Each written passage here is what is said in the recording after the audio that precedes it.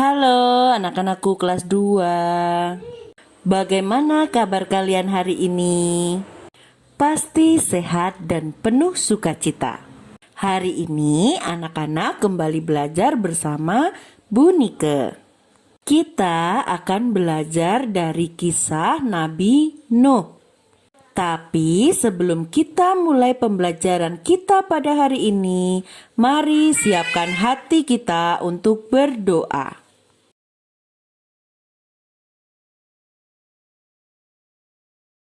Dalam nama Bapa dan Putra dan Roh Kudus, amin. Tuhan Yesus yang baik, ajarilah kami untuk selalu taat melaksanakan perintah-Mu seperti Nabi Nuh. Amin.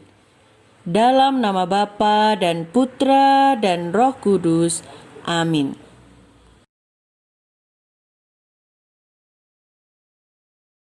Anak-anak kelas 2 yang Bu Nike kasihi, ada banyak pengalaman hidup yang kita alami. Misalnya pengalaman merasa tidak nyaman, pengalaman melihat orang berkelahi, bertengkar, bermusuhan, pengalaman dihina, bencana banjir, tanah longsor, kebakaran, dan lain sebagainya. Pengalaman ini juga dialami oleh orang-orang pada zaman Nabi Nuh. Orang-orang berbuat jahat, namun ada satu orang dan keluarganya yang baik. Ia percaya kepada Allah. Ia selalu melaksanakan apa yang diperintahkan Allah. Orang itu bernama Nuh. Sebelum kita mempelajari kisah Nabi Nuh, silahkan anak-anak lihat gambar. Setiap ejekan pasti menimbulkan pertengkaran, di mana orang yang diejek atau dihina pasti akan merasa sakit hati dan bersedih. Kemudian pada gambar berikutnya yaitu terlihat seorang anak yang sedang membuang sampah di sungai. Kegiatan membuang sampah di sungai itu merupakan perbuatan yang tercela karena mengakibatkan kerugian baik diri sendiri maupun orang lain. Membuang sampah di sungai secara terus-menerus dapat mengakibatkan bencana banjir. Pada gambar berikutnya terlihat banyak orang yang sedang melakukan penebangan hutan. Ketika pohon-pohon ditebang, sumber udara segar berkurang, bahkan hilang. Akar-akar pohon yang berguna untuk memperkuat tanah hilang. Maka ketika terjadi hujan deras, air tidak terserap oleh akar dan menggerus tanah sehingga dapat menyebabkan tanah longsor. Dari kejadian-kejadian tersebut, seharusnya manusia menjaga hubungannya dengan orang lain, menjaga alam dan melestarikannya. Sekarang mari kita menyimak kisah Nabi Nuh. Nuh adalah seorang yang benar dan tidak bercela di antara orang-orang di zamannya. Dan Nuh hidup bergaul dengan Allah. Nuh mempunyai 3 anak laki-laki, yaitu Sem, Ham, dan Yafet. Tetapi semua orang lainnya jahat. Kekejaman terjadi di mana-mana. Mereka tidak berbuat sesuatu kecuali bertengkar dan berkelahi. Lalu berkatalah Allah kepada Nuh, "Aku telah memutuskan untuk mengakhiri hidup segala makhluk. Aku akan memusnahkan mereka berserta bumi, karena bumi telah penuh dengan kekejaman. Karena itu, buatlah untukmu sebuah kapal besar dari kayu yang kuat, dan pasanglah sebuah pintu di sisinya. Aku akan mendatangkan banjir untuk membinasakan semua makhluk yang hidup di bumi. Segala sesuatu di bumi akan mati, tetapi engkau, aku akan membuat perjanjian. Masuklah ke dalam kapal itu bersama-sama dengan istrimu dan anak-anakmu beserta istri-istri mereka. Bawalah juga ke dalam kapal itu seekor jantan dan seekor betina dari setiap jenis burung dan binatang lainnya, supaya mereka tidak turut binasa dan nanti bisa berkembang biak lagi di bumi. Bawalah juga persediaan makanan untukmu dan untuk binatang-binatang itu. Lalu Nuh melakukan segala sesuatu yang diperintahkan Tuhan kepadanya. Setelah Nuh menyelesaikan pekerjaannya, berkatalah Tuhan kepada Nuh, 7 hari lagi aku akan menurunkan hujan yang tidak akan reda selama 40 hari 40 malam, supaya semua makhluk hidup yang telah kuciptakan itu binasa. Dan benar, 7 hari kemudian, air bah datang melanda seluruh bumi. Segala mata air di bawah bumi pecah. Segala pintu air di langit terbuka. Dan hujan turun selama 40 hari 40 malam.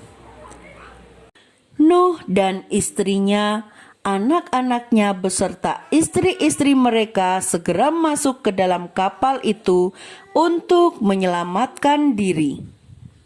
Demikian juga seekor jantan dan seekor betina dari setiap jenis burung dan binatang lainnya ikut masuk ke dalam kapal bersama-sama dengan Nuh. Dan Tuhan segera menutup pintu kapal itu. Air bah mulai melanda seluruh bumi selama 40 hari 40 malam. Air semakin tinggi dan kapal Nuh mulai terapung-apung di permukaan air. Air terus bertambah tinggi hingga mencapai puncak-puncak gunung dan terus naik sampai mencapai ketinggian 7 meter di atas puncak-puncak gunung yang paling tinggi. Tak ada lagi tempat untuk mengungsi, semua makhluk hidup mati tenggelam. Demikianlah Tuhan membinasakan segala makhluk yang hidup di bumi ini. Manusia, burung, dan binatang darat baik kecil maupun besar. Yang tidak binasa hanyalah Nuh dan semua yang ada bersama-sama dengan dia di dalam kapal itu. Air itu tidak kunjung surut selama 150 hari. Setelah beberapa minggu air bah itu surut, bahtera Nuh terdampar di pegunungan Ararat. Nuh melepas burung gagak. Burung gagak itu kembali. Itu tandanya belum ada tempat yang kering. Lalu Nuh melepas burung merpati. Burung itu kembali kepada Nuh karena tidak mendapat tumpuan kaki. Setelah 7 hari, burung merpati itu dilepas kembali. Ketika kembali, burung merpati itu membawa sehelai daun zaitun. Itu tandanya daratan telah kering. Bumi telah mengeluarkan tunas baru. Nuh dan keluarganya bersyukur kepada Tuhan karena Tuhan sudah menyelamatkan mereka. 7 hari berikutnya burung merpati itu dilepas dan tak kembali lagi. Berarti air sudah benar-benar kering, kehidupan baru yang baik dimulai. Anak-anak yang terkasih, dari kisah Nabi Nuh tadi, kita tahu bahwa Tuhan menciptakan bumi dan segala isinya dengan baik. Manusia harus menjaga agar semua ciptaan tetap baik. Kejahatan dapat menghancurkan segalanya. Jika manusia melakukan kejahatan, maka terjadi kekacauan di bumi ini. Akibatnya terjadi bencana seperti air bah pada kisah Nuh. Allah hendak melindungi kehidupan manusia dan ciptaan yang lain dari kejahatan manusia. Maka Allah memanggil Nuh. Nuh memenuhi perintah Allah, maka Nuh dan keluarganya selamat. Dengan Nuh yang selamat, maka manusia dapat melanjutkan kehidupan. Tuhan melindungi orang-orang yang percaya dan taat kepadanya, seperti Ia melindungi Nuh dan keluarganya. Karena itu, kita pun harus percaya dan taat kepada perintah Allah. Anak-anak yang terkasih, kita selalu diingatkan Allah jika berbuat salah. Cara Allah menegur kita yaitu melalui orang tua, guru, maupun teman.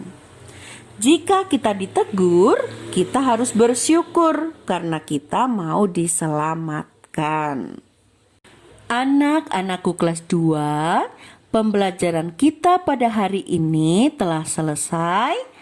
Maka siapkan hati kita untuk berdoa. Dalam nama Bapa dan Putra dan Roh Kudus. Amin. Tuhan Yesus yang baik, berkatilah kami agar dapat menerima teguran dengan baik dan mau mengubah sikap serta perbuatan kami. Amin. Dalam nama Bapa dan Putra dan Roh Kudus. Amin.